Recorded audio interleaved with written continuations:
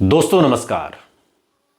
उत्तर प्रदेश के विधानसभा चुनाव में असदुद्दीन ओवैसी एआईएमआईएम के मुखिया पिछले विधानसभा चुनाव में यानी कि 2022 में 100 सीटों पर लड़े थे। 100 सीटों पर लड़कर उन्होंने समाजवादी पार्टी को अच्छा खासा नुकसान पहुंचाया था। लेकिन एक कयास ये भी लगाए जा रहे हैं कि अगर अखिलेश यादव के साथ, हालांकि उनके पूर्व सांसद एसटी हसन का यह दावा है कि वो अखिलेश यादव से बात करेंगे कि इंडिया ब्लॉक में या कम से कम उत्तर प्रदेश के इंडिया ब्लॉक में पीडीए में असदुद्दीन ओवैसी को शामिल किया जाए।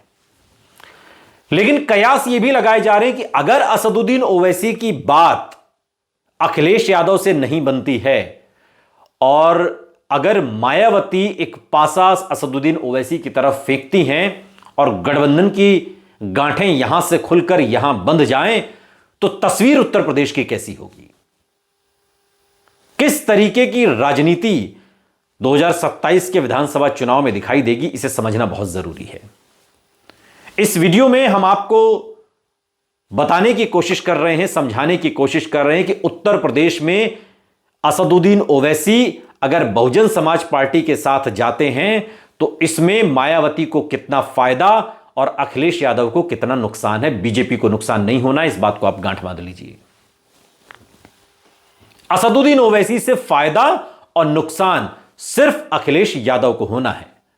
अगर अखिलेश यादव के साथ ओवैसी हैं तो उन्हें फायदा है, नहीं है तो उन्हें नुकसान है। लेकिन अगर असदुद्दीन ओवैसी मायावती के साथ हैं तो मायावती को कितना फायदा और असदुद्दीन ओवैसी को कितना फायदा।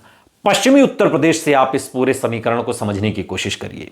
पश्चिमी उत्तर प्रदेश का वो इलाका जो जाना जाता है दलित मुस्लिम जाट राजनीति के लिए।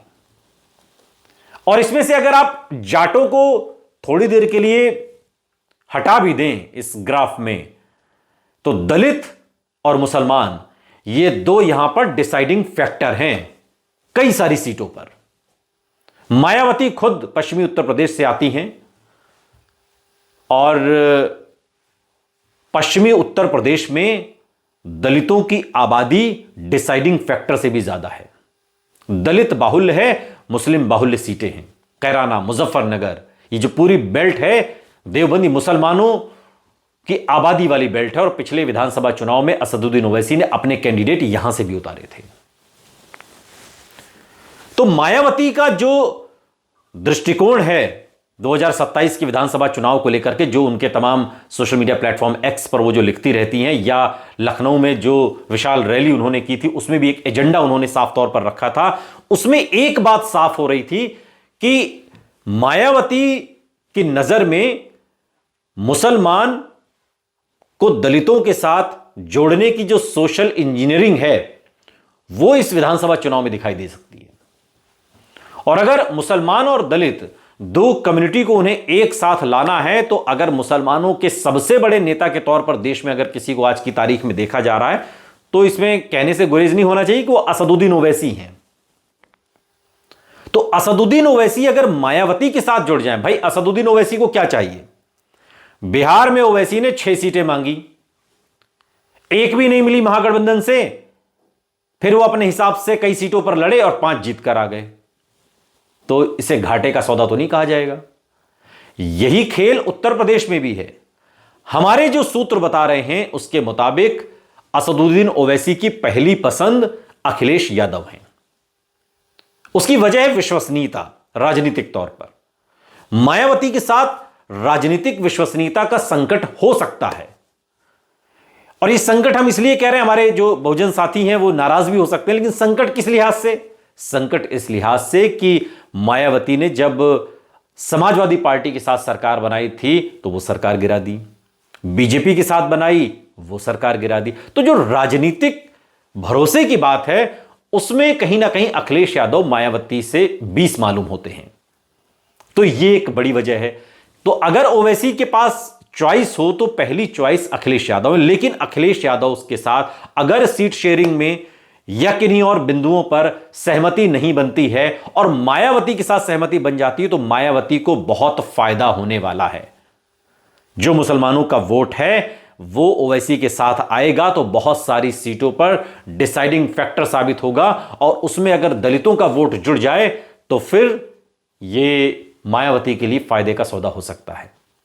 और सिर्फ पश्चिमी उत्तर प्रदेश में ही नहीं, अवध में भी बहुत सारी सीटें ऐसी हैं जो मुस्लिम बाहुल्य सीटें हैं,